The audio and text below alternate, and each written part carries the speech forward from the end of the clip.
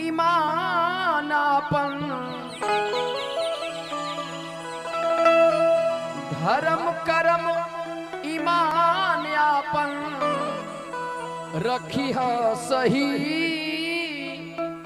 हाँ हाँ रखी है सही न तो चोरी जेकरे खातिर करबऊ है चोरवा कही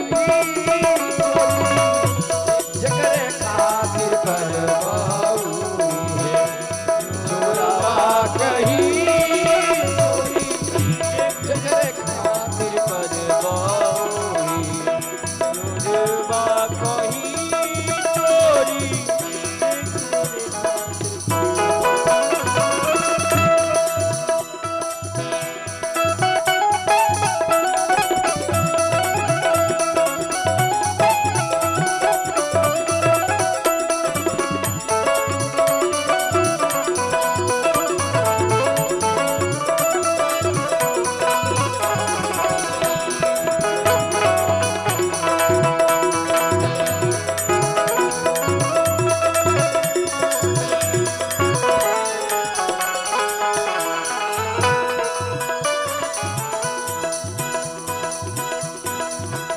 बड़ा सुंदर कवि का कहना है, जिस परिवार के लिए जिस बेटों के लिए हम चोरी करते बेईमानी करते हैं, वही बेटा जब बड़ा हो जाता है अपने बाप से कहता है, अरे आपने बेईमानी क्यों की, आपने चोरी क्यों किया।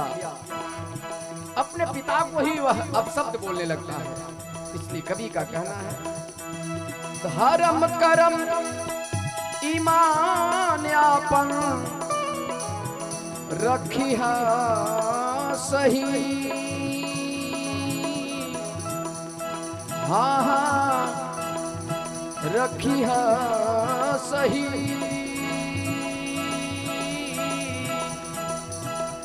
चोरी जेकरे खातिर करबऊ है चोरवा कही चोरी जकरे खातिर करबऊ चोरवा कही चोरी जकरे खातिर करबऊ।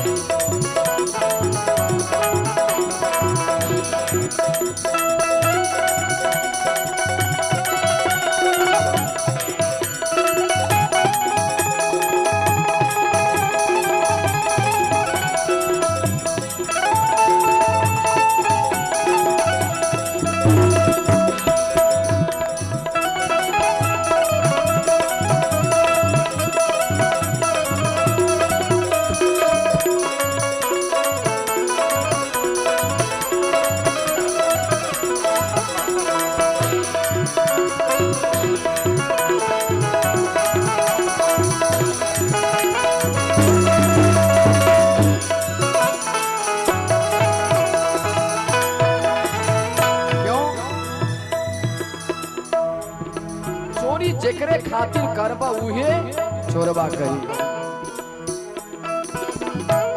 केहू दिन पाप फल मिली तोहरा पाप के।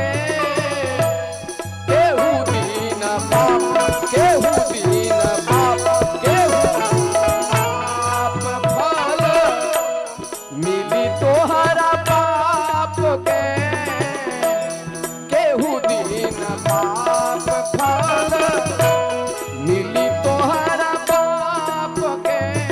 और आपकी कमाई से आपके बेटे राज करेंगे। आपका साउंड कम। बेटा करी है मजा पापी कहे अपना बाप के। कहे अपना बाप के।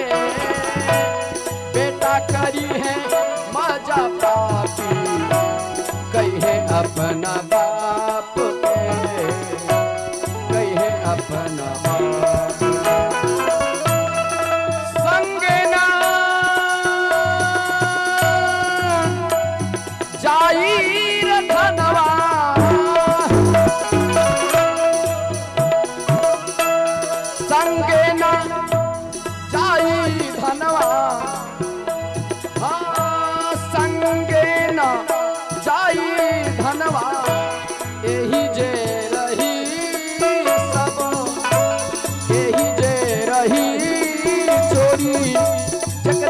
खातिर करबाऊ चोरवा कहीं चोरी जकरे खातिर करबाऊ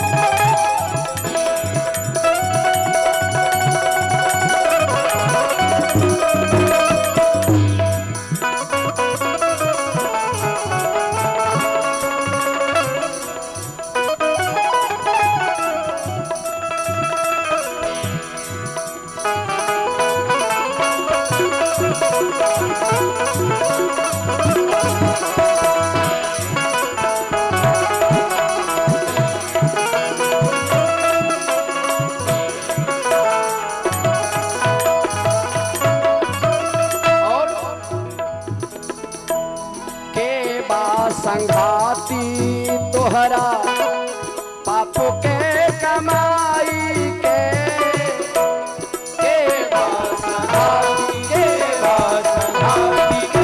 संघाती तोहरा पाप के कमाई के। और ध्यान दीजिए अंतिम समय में कवि का कहना है लागी हाथ कड़ी जहिया तोहरा के बचाई के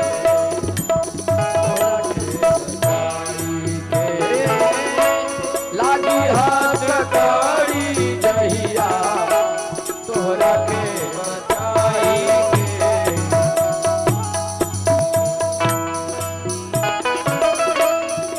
केहू ना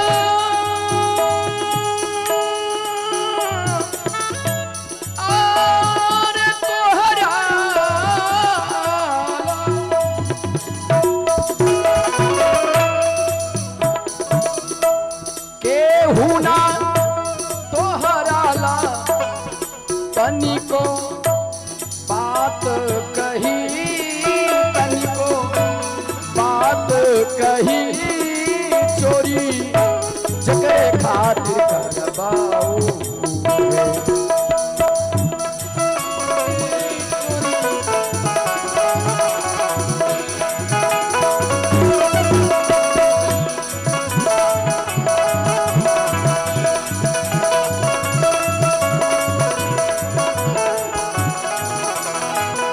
धर्म कर्म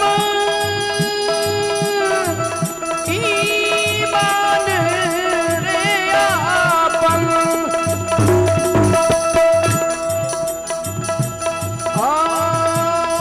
धर्म कर्म ईमान आपन रखी हा सही हा हा रखी हा सही चोरी जेकरे खातिर करबाऊ चोरवा कहीं चोरवा कहीं चोरी जकरे चोरवा कहीं चोरी जकरे खातिर करबाऊ